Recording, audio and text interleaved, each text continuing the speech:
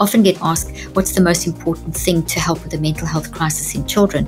And I'll say educate the parent. Dr. Leaf is a clinical and cognitive neuroscientist who specializes in psychoneurobiology and metacognitive neuropsychology. She's also a very prolific author, has a new book, How to Help Your Child Clean Up Their Mental Mess. Children like Gen Z, Gen Alpha, the most medicated generation. And these medications aren't medications, they're drugs. They're psychoactive drugs that change the brain. We're going to talk about children, but we're also going to talk about your inner child. So this is for anybody listening right now. Thousands of scientists, thousands of studies have shown that when we take the human experience and we limit it down to saying that this is bad and this is good and these are the symptoms to eliminate, which works for medicine, works for the biology of the brain and body. When it comes to human experience, the entire network, the entire brain and body is impacted by what you're going through.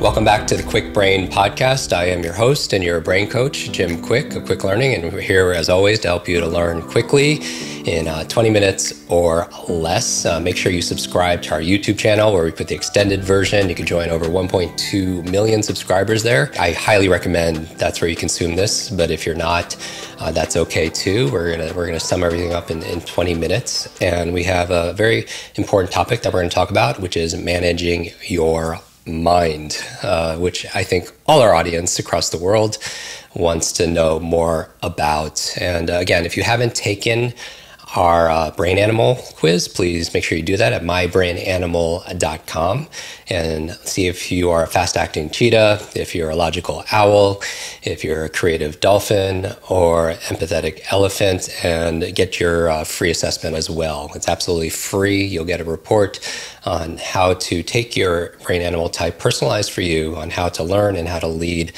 your life to that version of yourself that is patiently waiting. So without further ado, the question today is, how do you manage your mind? How do you manage your focus? How do you manage your thoughts?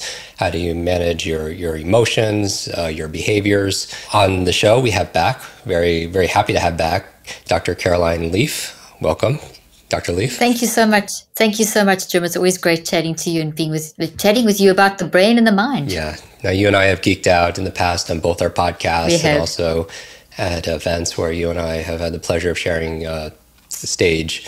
For those of you who don't know, Dr. Leaf is a clinical and cognitive neuroscientist who specializes in psychoneurobiology and metacognitive neuropsychology. Say that 6 times fast. She's also a very prolific author, best-selling author. Has a new book, which I highly recommend for everybody. This is How to Help Your Child Clean Up Their Mental Mess.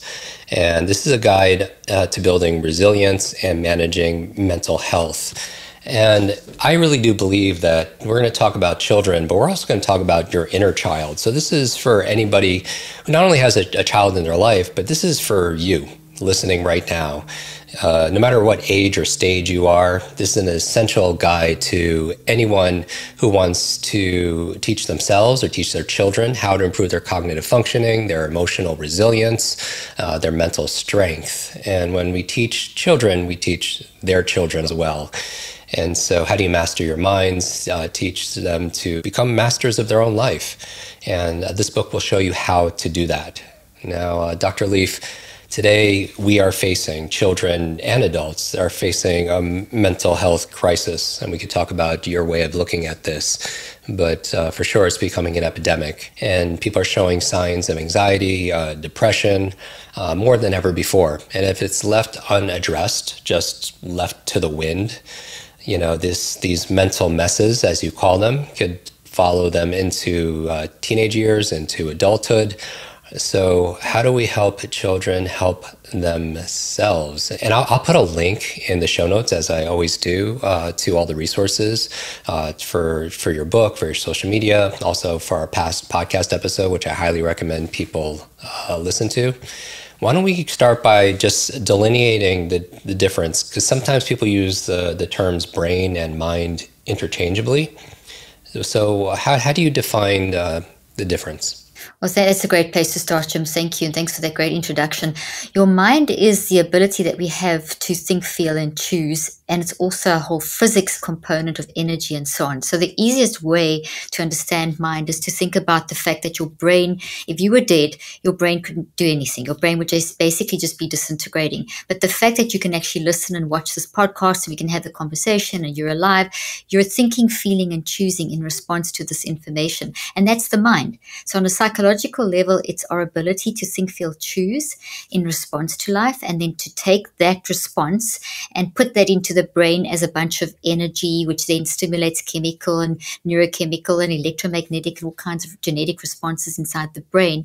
And then the conversation, just to use this example now, your mind takes that, puts that in the brain, and the brain then changes, which is neuroplasticity. You literally wire this conversation in like little vibrations inside protein, tree-like structures. And as you add more information, it grows, and that then influences your body to also store this memory. So the mind is doing all of that. It's also keeping you alive. It's making your heart beat. It's making your lungs work.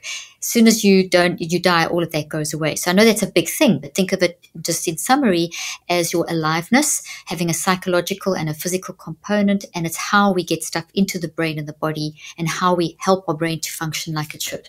And so the brain we're looking at is more the 3-pound matter between our ears. Exactly. It's the responder, and it's highly complicated, obviously. I mean, I've been in the field 38 years, and you've been in this field a long time as well.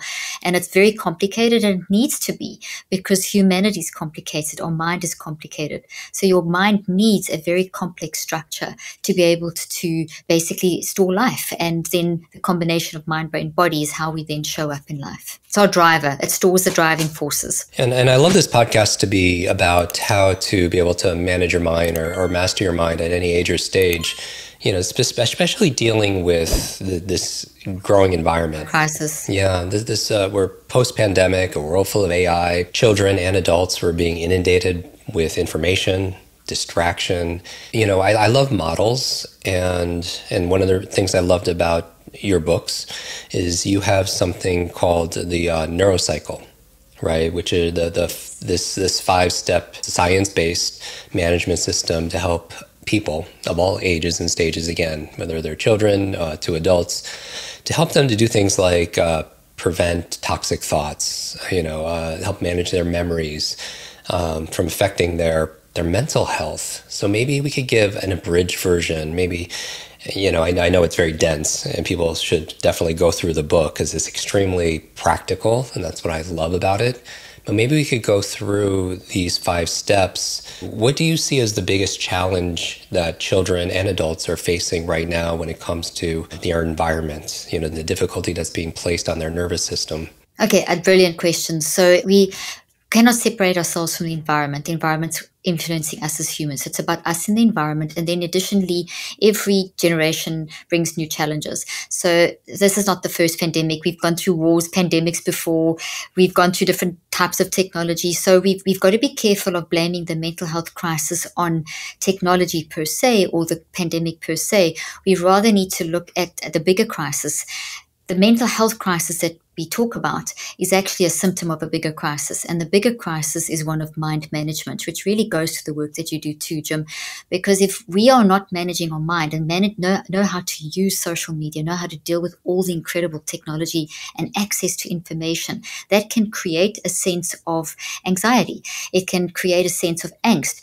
Also, whatever you think about the most is growing in your brain. So if you're spending all day or hours on social media focusing on that person's body is the way to, that's my identity is wrapped up in what looking like that, you're wiring that into your brain and you're literally looking at life through one view and one lens because you're only thinking about that particular sort of concept. So what we need to understand, and the neurocycle is, as you quite correctly say, it's a system. It's not a new technique or, like, for example, they can take everything you teach on this podcast and all the wonderful stuff that is out there. What I've done is brought a model to the table that's based on 38 years of clinical research. I still do research. Currently have a big study running. I publish in journals. So it's very scientific, but it's also very simple and very practical because I've worked with people with all kinds of issues from traumatic brain injuries, which which is something you and I have discussed before because of your history, people with trauma, whatever, another autism, learning problems. So you need something that it's based on complexity, but it's very simple. So what I saw missing that has contributed to the mind management crisis is a lack of helping people understand how to actually understand what the mind is and how to drive it in the correct way, so that you drive the neuroplasticity of the brain in the direction it should go. So there's two ways that you approach this. And the one is you either looking at how you show up in any one context in terms of the signals, and those signals would be your emotions, your behaviors, your bodily sensations, and your perspectives, and understanding that those signals are telling us not who we are, but that we are showing up in that way because of something. And the neurocycle can help you manage your mind by standing back and observing how you show up, and then going through a process of deconstruction and reconstruction so that you don't have a toxic thought filled with toxic memories driving you. Because the signals will take you to the toxic tree. So by identifying the signals, you then get to the source, which is the toxic tree, and the source of the tree is the roots, what actually happened and how we've interpreted it. So any cluster of memories is grouped into the source, what actually happened, the interpretation, which is how we uniquely think, feel, and choose with our mind, and then the branches, which is the interpretation. So think of thought trees in your brain, and then think of the fact that they generate signals, and that our whole non-conscious mind is always searching for any toxic trees that are disrupting our function and disrupting, and that could be in anything, memory, work, relationships, just a general sense of anxiety, and so on. So the neurocycle is based on how that experience got into the brain, wired into the brain, wired into the body, wired into the mind in the first place, how it shows up, and how you can recognize that and deconstruct it. So the easiest way to understand that application of the neurocycle is to think of flying a plane. Before I explain that, just very quickly, the other application of the neurocycle very, very much aligns with Limitless and with what you teach in your podcast, and that is how to grow memories in your brain, how to build your knowledge, how to improve and optimize your performance. So that's a huge part of the application of the neurocycle. So it's a system based on science, based on a methodology, based on a theory, and you can use all kinds of techniques at each stage. The point is that if you want to change the network, which is what's driving how you function, either on an optimization level or on a mental health level, that you need to deal with something, if you don't change the network in the right way, you can do a bunch of incredible things, but you're not going to have sustainability and long-term change. It takes time to rewire the network because the network is what drives you. So the neurocycle is how do you change that network and over what time period in order to create sustainable change. So let's quickly come back to a very brief overview of how it works. Cliff notes view, think of flying a plane. When a pilot flies a plane, they prepare the plane first with a co-pilot and engineer. That's brain preparation. That's getting all your neurophysiology and chemicals and energy of your brain all aligned so that you can focus and concentrate. Then the pilot takes off, very, very organized, very planned, very guided, very, very specific rules that they have to follow. Then they fly the plane, then they land the plane. And it's a very cyclic process. Each thing's very planned, very guided, and very specific to the destination. So the neurocycle is the same concept. We need to first prepare our brain, which is things like meditation and breathing and that kind of thing, which gets your neurophysiology in the correct place and gets your awareness in the correct place. Then you're going to the plane needs to take off. That is step one. That is to gather awareness. So it's gathering awareness of how am I showing up? What are my emotions? What are my behaviors? What am I saying and doing? How does this feel in my body? What are my bodily sensations? And what are my perspectives?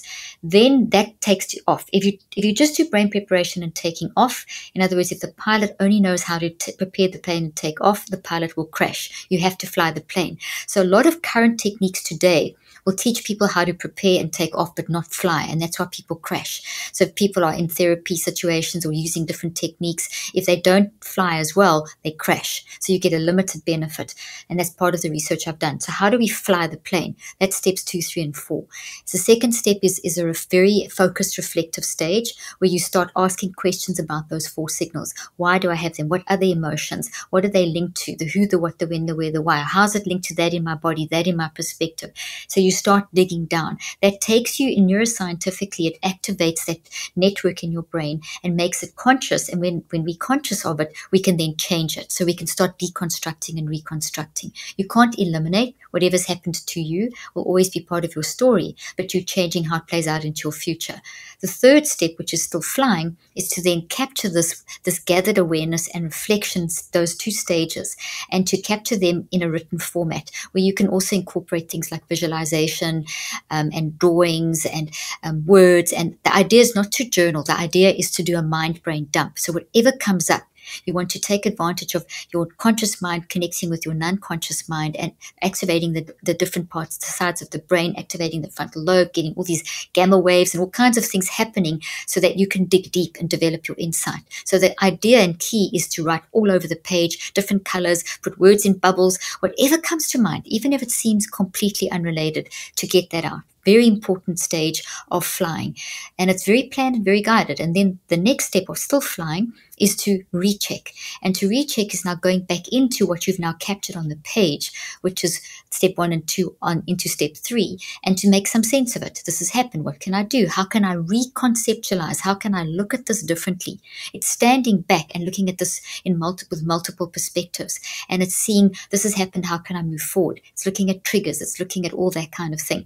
And then we need to land the plane, because your brain has done a lot of work and your brain gets tired. So does your conscious mind. Your non-conscious mind never gets tired. But if our brain and body start wearing down like a cell phone, we're going to start getting anxious and we're going to start feeling on edge and even potentially depressed. So you've got to land the plane. And that's the first step, which is called an active reach. And the active reach is some sort of action that you grow out of the previous 4 steps. That is something as simple as maybe, okay, I've now working on this, why I feel this intense level of depression and why I'm withdrawing. And that's good that I'm working on it. I'll pick it up again tomorrow. Or it's some kind of positive affirmation or some kind of little visualization technique. So it just seals the deal for the day, and then you pick it up tomorrow.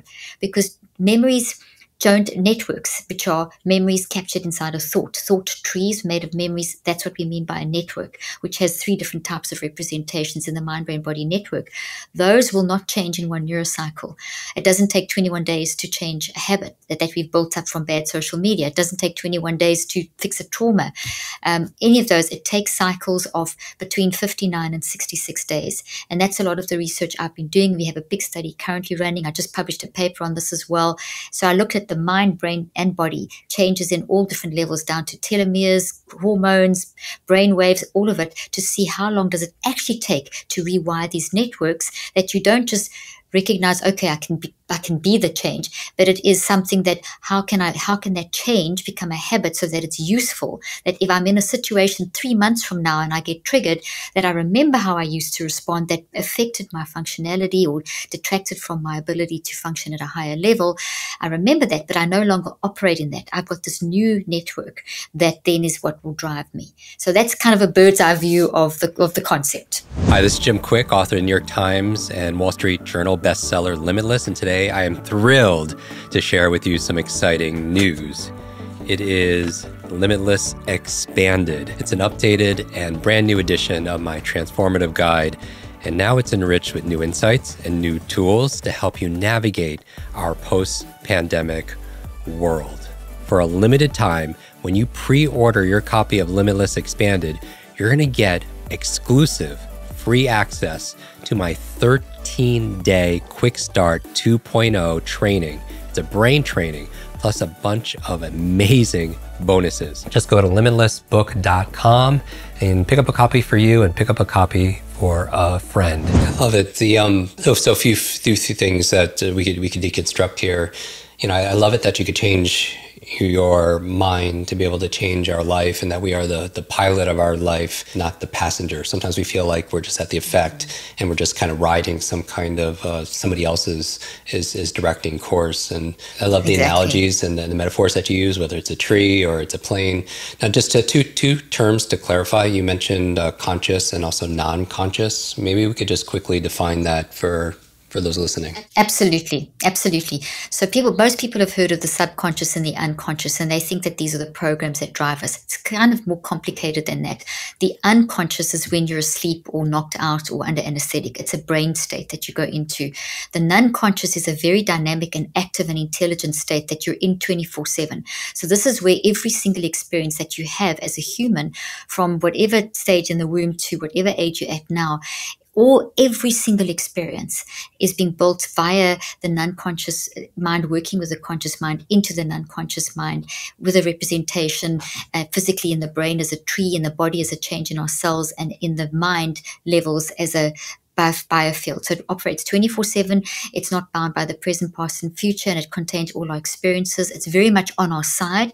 It's always searching. It's survival oriented, wired for love. It's our most intelligent part of us. You can talk about it as your deep spiritual level, however you want to look at it, but it's your driving force, and it's outstandingly brilliant. And we need to tune into that part of us, because it's always looking for the disrupting things that are holding us back and sending that through the subconscious. And the subconscious is a portal, or like a doorway that channels the things that the non-conscious finds that are disruptive to us and sends that through to the conscious mind. Now, the conscious mind is much slower than the non-conscious, NON, and it works with the subconscious. When you're asleep, that's when the non-conscious is always awake. So the conscious, when you're asleep, the conscious mind and the subconscious switch off. So the conscious mind and the subconscious are only awake when you're awake. The non-conscious is always working. That's why when we're sleeping, it's sorting out what's happening in our mind, in our brain, and our body. So the conscious then is the subconscious is the connection between the two. Conscious is slow, but it's brilliant. And the conscious mind we want to deliberately and intentionally train our conscious mind to listen to the messages coming through the subconscious from the non-conscious, and that comes via the signals. So a lot of the work that you teach people to do is to basically develop that skill that's inside the non-conscious, but very consciously, if that makes sense. Very, very much so. And I love the visuals. You know, when I saw you on stage once and you actually had props and you were talking about thought trees, and it was a great visual way to explain how experiences impact our brains and our bodies. And I also have this awesome coloring book, Color with Brainy and Friends, I'm gonna gift this for those of you watching on YouTube as well, Brainy to our boy, because our family gets very brainy and brainiac over that. Why don't we explain to everybody listening what a thought tree is, and actually, how would you define a thought? Very, very good question. So a thought is basically an experience. And so every experience we have, like this conversation, is an experience. And there's a lot of conversation going on. Every word that I'm saying, every concept, and every word you're saying, those are memories of the experience. So think of an experience made up of a lot of memories. And as people are processing this with the mind into the brain, they're building this cluster of memories about our mental health and optimizing our mind, whatever you want to call it, into a thought tree. So as I'm speaking and you speaking, that would form the roots inside of our brains of this conversation, because it's the source. And then every person's unique individual way of thinking, feeling, and choosing is the tree trunk. And the branches are therefore the result of how you as a unique individual are interpreting what you are hearing. So every experience builds like that, and we have trillions of experiences. So think of non-conscious mind being a huge forest with trillions of trees, and some are big and some are small and some are very green and some are dark looking, which are toxic experiences. And our life's journey is we're driven by those trees. We're driven by the biggest and most dominant trees. So if it's a big toxic tree that's driving us, that's going to create mental health issues. It's going to disrupt our confidence and all that kind of thing. So we want to find these thought trees that are actual protein tree-like structures, and the memories are vibrations inside the proteins. So you're busy taking my words and building vibrations inside amino acids, grouping into proteins, grouping into these tree-like structures, with a root system, trunk, and the branches. So that's the thought tree. And you can explain this to children as young as 2, Jim. And that's why I brought this book out, because we want to equip our kids proactively, and we want to be able to do inner child work as adolescents, teenagers, adults. And so what I've done is you showed Brainy, I created a character, and we have Brainy as the head, because Brainy, the brain doesn't control us, we can control the brain, which is all the things that you teach. So if we're teaching children in an almost subtle way that, hey, you are actually able to control your your life. So Brainy is a little mental health character that walks your mental health journey with you and has a superpower called the neurocycle. So the book is filled with this cartoon character this particular book that you mentioned earlier on that's been released, and the coloring book is Coloring with Brainy and Friends, and it's different scenarios. So all this complex stuff we've been discussing now, that you can, this mind management that you can use as adults, going through the neurocycle, the plane, and so on, you can teach this to children as young as 2. My youngest patients were 2 and 3 years of age. My own 4 adult children have been learning this from very young. And the whole idea is to, like trees, like for example, these cartoon pictures of trees, and you can show children trees outside, and hey, that happy birthday party experience was a healthy tree, and when your friend upset you, that's the sad tree. And you can change those trees. You can't pull them out, but you can put plant food on the roots. But you have to first focus on how you're feeling, and it could be something as simple as maybe when your child's at daycare and something happens, and they come home and they're kicking the seats and throwing a tantrum or something like that. They don't have the words to express that, but they're very insightful. So that whole experience is energy inside a thought tree, and because it's toxic, it's disruptive. So that comes out in how a child behaves, their emotions, they're kicking the chair, getting angry, or whatever it may be. That's not them intentionally being naughty. That is them trying to process something. So what I'm trying to do with this is help parents and teachers and caregivers and have a way of helping a child process. So this Brady becomes, for example, a point of contact where you could say something like, oh, I see Brady's very sad or angry, and Brady's kicking the chair, and Brady's rubbing his tummy. And so you transfer the concept to Brainy. You start demonstrating through modeling. You model the process, and then the child starts learning it. And I explain exactly how to do it all in the book. So that's kind of how the process works. But if you imagine this, and we've done the research where we show the earlier you start with the child proactively, you're giving the child the tools to tell their story, and life is going to happen. So we want to unmask that natural resilience. Doesn't mean they're not going to get upset. They're going to be sad. They're going to cry. Emotions are very normal signals that are telling us things. So we're equipping them to, in a facilitative safety net way, not a hovering helicopter way. We're being a safety net type parent where they're learning and experimenting and experiencing, but you're giving them the tools that when they do fall, that's okay. It doesn't mean you're sick or there's something wrong with your brain. If you have these emotions, if you're battling to learn, we can work out a way to process and rebuild that. And it's one of those things where I've noticed by going through your process, it also helps remove judgment from the process. Sometimes as a parent, you feel that you're not enough, that you created this mess, which we've all inherited messes, right? Mental messes for generations. Exactly. But it takes the judgment off of the judgment we have for people around us, whether they're children or older adults. It also takes the self-judgment, which is very useful. So maybe if we get personal here, you mentioned you have 4 adult children. As a mother, what's an example of how you used like the neurocycle to manage mental health issues with your kids? Can you share that? Absolutely. So 3 things about kids, and I'm going to give a personal story. Kids are more insightful than we give them credit for. And I actually include studies in the book explaining that, because they understand a lot more than they can express. They also respond to authenticity. So the more authentic you are as a parent, adult, teacher, caregiver, the more that they're going to respond. Also, they respond to modeling. So I often get asked, what's the most important thing to help with a mental health crisis in children? And I'll say, educate the parent and use it for yourself. So that's been a big policy of our bringing our kids up, is that I have used this to demonstrate with kids. So for example, we had a designated space in our house, did a lot of family therapy. So this I applied with my patients as well. And we have a designated area in our house, which happened to be a bay window in the house in South Africa when my kids were growing up.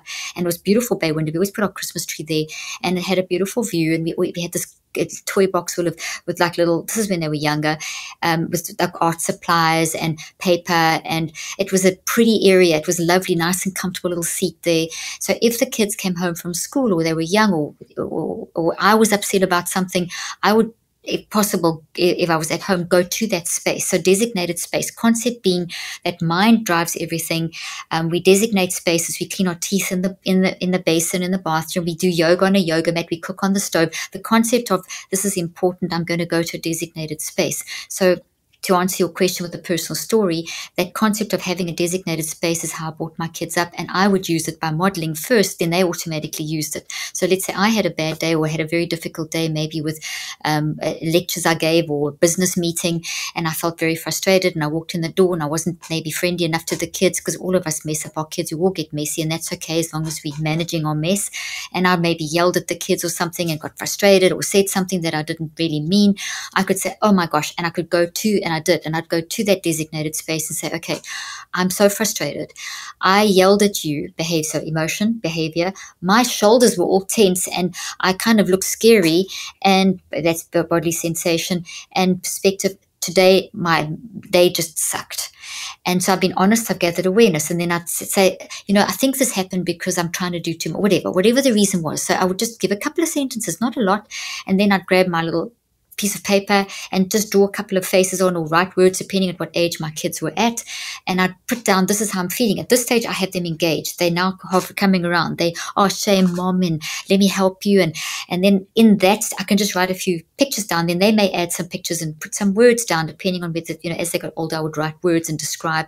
They then became engaged. The fourth step we did together, where they'd say, hey, maybe mom, you could say this, or you could do that. Kids are so full of wisdom. Or maybe you just model, I think I'm going to do this, and this is what happened. And so you're modeling problem solving, you're modeling deep collaboration, you're modeling a facilitative process, you're building deep meaningful relationships. You're telling them, even as an adult who supposedly has it all together, we don't have it all together. It's okay to be a mess, but I'm not going to stay a mess.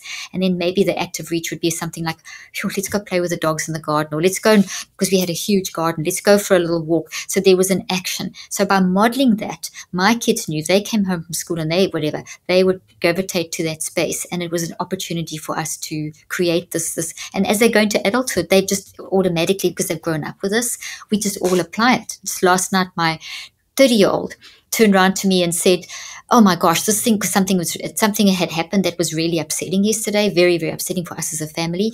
And my daughter came out of her room, and she just at some point in the evening, and she just said, I just did a neurocycle. And based on this neurocycle, this is how I'm going to deal with the situation. And that's, here she's 30 and she's been exposed to this since she was 2. So there's an idea. And so this can be used with our team. I mean, I know your children work with you, yeah. So it's kind of a 2-for-1, but certainly anyone listening to this could apply that in family dynamics. And those family dynamics absolutely certainly can play out at work when people are being more aware of their thoughts, their feelings, and knowing that they can make new behavioral choices. Do you have some go-to, or is it individual, of like daily exercises that can help somebody, whether they're a child or their inner child, become more emotionally healthy and resilient? Yeah. Absolutely. So yes, also to your other part of your question was the adolescents. Just obviously this book's 2 to 10-year-old, but a lot of adults are using this for inner child work to go back. And it's also very simple. But this book is this one that you interviewed me about last time. This is adolescents and onwards, and we have a neurocycle app. So I take you through the whole process there. I think what's really very powerful is a go-to technique that is an excellent way of learning how to fly the plane and start the process of the neurocycle is to develop what I call the multiple perspective advantage. It's something I talk about throughout my work. And what that is this incredible ability we have as humans to stand back and observe ourselves. So if you think of it, mind management is managing my mind. The neurocycle is the system within which you can put all the techniques, including the stuff that you teach, fits beautifully into the neurocycle. But the active ingredient of mind management, and pretty much everything you teach too, is self-regulation. And self-regulation starts with us being able to see our impact on ourselves and others, which is very intertwined with empathy. And threaded throughout this is the concept of reconceptualization, seeing things differently. But I first have to train myself, and this is natural in us, but we do have to develop it. It's train myself to recognize how I show up. So that could look like me thinking, okay, well, I'm wake up and I'm feeling edgy and maybe a bit depressed and just don't feel right. Or maybe there's been a pattern emerging in my life where I'm noticing that I'm just not as creative as before, my memory, or I'm a bit of brain fog, or so there's a pattern developing, or maybe something in your relationship. The multiple perspective advantage is you standing back and observing yourself, stopping the boat for a moment and just saying, okay, we're stopping the bus. Say, okay, let me stop. Let me do a little bit of brain preparation, like breathe in for 3, out for 7, or whatever technique you like doing. Breathing in for 3, And out for 7, where you force it out, is brilliant because it pushes oxygen to the front of the brain. It also activates gamma wave activity, which is where neuroplasticity fires up when we're in a gamma state, and across left and right. And so if you do that in for 3, out for 7, really forcing the 7, if you do that 6 to 9 times, that's 60 to 90 seconds, you've put yourself in a beautifully aligned state to do the work of the neurocycle. And then as soon as you've done that breathing, then you basically take yourself into the multiple perspective state. And there's the non-judgmental, kindness, compassion, where you say, okay, I'm going to stand back and observe myself. This is not who I am. I'm showing up like this because of, and it's okay. It's okay to be a mess. There's no judgment here. And I've even had my patients, and I have a little demo on my reels and my social media, of putting 2 chairs side by side, and you literally sit in one chair where you say, okay, I'm here, and then you go to the other chair and you talk, so you swap chairs. So little physical things like that can just initiate that process of then going through the neurocycle. And taking that little pause, with whether a child, something happened to them at school, maybe they were teased or bullied, or maybe as an adult, you're going through social media and you feel this sensation where you feel a little bit down and then you start noticing it.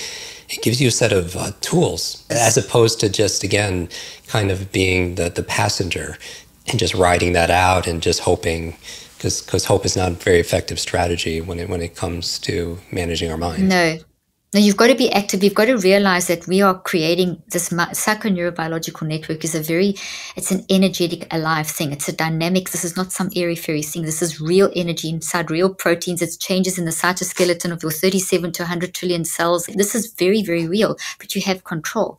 So if we don't realize we have control, we just kind of get more and more messy, and then we have good days and bad days.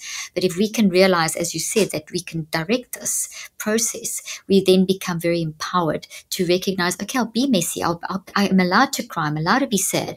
I'm allowed to feel this in my body. That is giving you the empowerment over that situation. Instead of it controlling you, you then start to control that. So it's not just, as you say, the hope is part of it, but we need the action to get things in alignment so that we can move forward. So sometimes you may not even feel like it. Then say, I don't feel like it. I'm not feeling like this. Well, why? And you can take yourself through the process in that way to help get you into a state where you can start moving forward. Yeah, and unfortunately, self-regulation is not a big focus in our education system. We see the symptoms of that every single day in our lives and on the news. Let me ask you this. Why did you write this book now? How to help your children clean up their mental mess. So many reasons, but probably one of the main reasons is, I've watched this field for 38 years now, and it's really worried me how we've gone from looking at a child and an adult, child, adolescent, adult in their entire experience, and recognizing that, hey, how a person is responding or reacting is because of the adverse circumstances or the situation, and we can't just limit it to a simple diagnosis. So we went from being very descriptive and looking at a whole context and interviewing lots of people and taking time to this, okay, these are the symptoms, let's eliminate the symptoms, which is the biomedical model. And that's concerned me, and the research is there, evident by not just me, but a lot of other people. Thousands of scientists and thousands of studies have shown that when we take the human experience and we limit it down to saying that this is bad and this is good and these are the symptoms to eliminate, which works for medicine, works for the biology of the brain and body, like diabetes and Parkinson's or something like that, because we can track them through testing and we can look at the biological basis. But when it comes to human experience, the entire network, the entire brain and body is impacted by what you're going through, and it's complicated and it's different. So that's worried me. And so if that system worked to just diagnose and label and potentially medicate and maybe do a bit of limited therapy or something, or therapy just that goes and doesn't follow proper cycles, if that worked, we would be in a better place now. But we're not, Jim. We're in a worse place than we've ever been. And that's why I said earlier on, the mental health crisis is a symptom of a bigger crisis, which is mind management. You eliminate mind from the process, you're going to land up with what we're seeing in the current crisis. For years, children always came out better when it came to mental health on these global surveys that they do across different countries around the world. And for the last couple of years, that's flipped around, where children are battling. Children as young as 8 and younger are dying by suicide. There's something wrong with what we're doing in our society. And when a child, an adolescent, is asked, you feel depressed? Why do you think you feel depressed? Oh, well, I've got a brain disease. Why have you got a brain disease? Because I've got depressed. That's circular reasoning, number one, and that's terrible that a child who's just battling with being a teenager and potentially feeling left out will spend hours on social media thinking that I have no value unless I look like that person. And I'm using that example because it's really a problem of contagion. It's not the social media that's bad. It's the management of the social media. We haven't helped that child process. We haven't given that child the ability to understand what's right and what's wrong and how it grows in your brain and how it changes you and how whatever you think about the most grows. If you take that away from children, we're going to land up with what we see currently at the moment. And children that like Gen Z, Gen Alpha, the most medicated generation. And these medications aren't medications, they're drugs. They're psychoactive drugs that change the brain. So that's really been a huge motivation, is to equip people. The other motivation is that there aren't enough psychologists and therapists around to help every single person. And we all do need help. So you've got to be practical. You can't be relying on an external source for you to cope. That's not healthy. You can't be relying on a parent or a teacher or a therapist to help you cope with life. But that's what we've created. We've created this dependency and codependency on external drives, saying, okay, it's social media, it is your brain, you're battling with mental health, so it's your brain, something's wrong with your brain. Our brain does get affected and there is a feedback loop. I'm not denying that, but we are minimizing the hugeness of that child or that adolescent or that adult's experience. And so therefore, I wanted to challenge that and empower a child and an adolescent and a parent, a teacher, caregiver, grandparent, that you live with yourself 24/7. Your mind is working 24/7. You need to understand your mind. So does your child, in order for you to know how to deal with that bullying at school before you can talk to a teacher or a parent, or to make sure that your resilience is growing. Or when you wake up with yourself in the middle of the night with a panic attack and you don't have someone there immediately, you've got to live with yourself. So that's why it's crucial to understand the importance of mind and to give people the tools to manage that, tools to tell their story.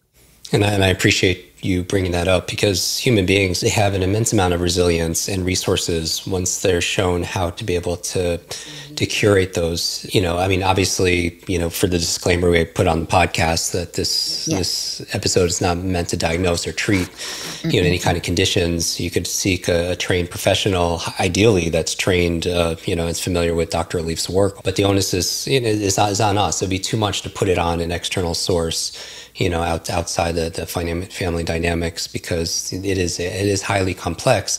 But there's hope and there's real help. Absolutely, there is, and it's so important to understand yourself with that multiple perspective advantage. So this is a way that you can understand yourself and give yourself grace, because people are very hard on themselves. Why can't I do that? I've applied those wellness books and I've read those 20,000 books and I've listened to all these podcasts. What's wrong with me? It's to get away from, hey, there's nothing wrong with you or your child. You're showing up in a certain way because of. And let's break this thing down and let's go deep. And yes, as you go deeper with the neurocycle, maybe you see, oh gosh, there is a trauma. There is something. It's not just a habit. Jim, the way I explain it, if you think of a scale of 1 to 10, 1, 2, and 3 would be the daily irritations. Maybe it's a bit of sibling rivalry or someone irritating you at work or traffic, whatever, the little things. The middle of the road is your 4, 5, 6s, and 7s, which are the habits we've developed. Maybe we get into a bad habit of getting irritated with a spouse and then it grows into something and we don't control it. And that's not healthy for us. Or it's getting stuck on social media, not managing social media or that kind of thing. That's the middle of the road. But that's wiring in your brain and it's affecting your functioning. So you can use the neurocycle for both of those situations. The 1, 2s, and 3s, you can use the neurocycle in the moment to help you. The 4, 5, 6s, and 7s, you would have to use the neurocycle daily for about 5 minutes over 9 weeks, 63 days, in order to wire out that toxic pattern and rewire a healthy pattern. The 8s, 9s, and 10s, those are the big traumas of life. Those are the things that happen to us, like sexual abuse, physical abuse, war trauma, racism, terrible bullying, terrible, situations at work and floods and fires in Hawaii and these terrible things that happen to us. That is trauma, and those have become embedded in us, and we need coping mechanisms, because that will wire in an experience that is very frightening. We can't take it away, but we can learn to take that energy that drives us in a way that's unhealthy. We can change that energy, because energy is never lost. It's only transferred. So through this process of the neurocycle, you can use it along any of those continuums for the time that you need. So trauma would obviously take more than one neurocycle. It's depending on how complex the trauma. But you're learning to take that energy that is consuming you to energy that is actually just now a small little toxic branch on the tree, and it now becomes something that can drive you. So you deconstruct and reconstruct reconstruct that energy to work for you and not against you. And that's very empowering. And I've shown that with my research as well, that you can get doing mind management, you can get up to 81% control of those things that consume you. You can get control. And that's like the minimum that we'll see happening. Wow. So, I mean, that's just, sorry, I get so excited. Yeah, no, I see this because I'm seeing it in real life. So. Well, I appreciate your mission. I highly recommend people get their copy of How to Help Your Child. This is not only for parents to want to help their children, but when I read it, it's also a way of almost self-parenting yourself. Oh, for sure, Jim. We've had already thank you for saying that. We've had so many adults, and I think that was also one of the other reasons I wrote this book, was inner child work, which feels so big and confusing. But all our parents have messed us up. We mess up our kids. Unfortunately, that's just the nature of how life works, because our parents were once the daughters and sons of other parents, and everyone comes into parenting with baggage. And unfortunately, that does impact our children. But if you have the tools, and you've given your child the tools to be able to say, you know, Mom, Dad, you did this, you said that, and you know how to listen without getting worked up and not being reactive. You can do a neurocycle together to work out the impact of you on your child and their impact of you on them.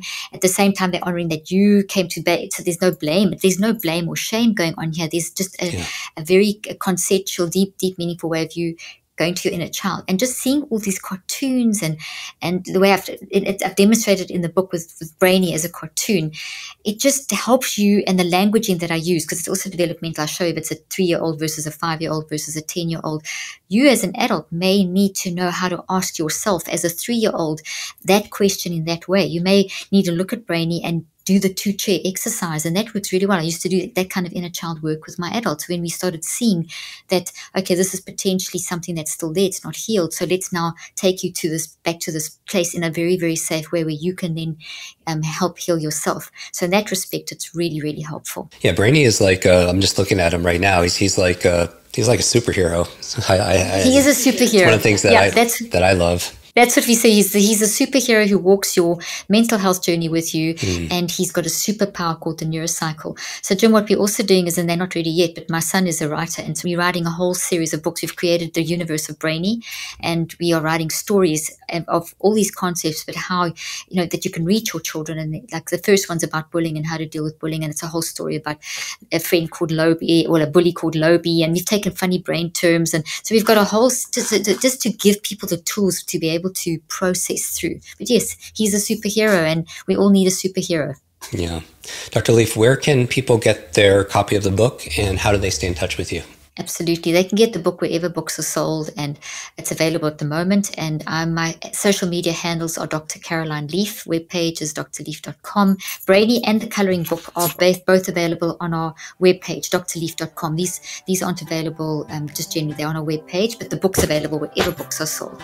And then my podcast is called Cleaning Up the Mental Mess. You've been on their brilliant episode when I interviewed you, and I'll be interviewing you again for sure in the future, hopefully not too distant future. So that's where people get lots of information. Fantastic. Dr. Leaf, thank you so much. We'll put all the links to everything in the show notes, as we always do, at jimkwik.com/notes. And Dr. Leaf, I want to thank you for the work that you do, and how many people you're helping. And until our next episode, be limitless, everybody.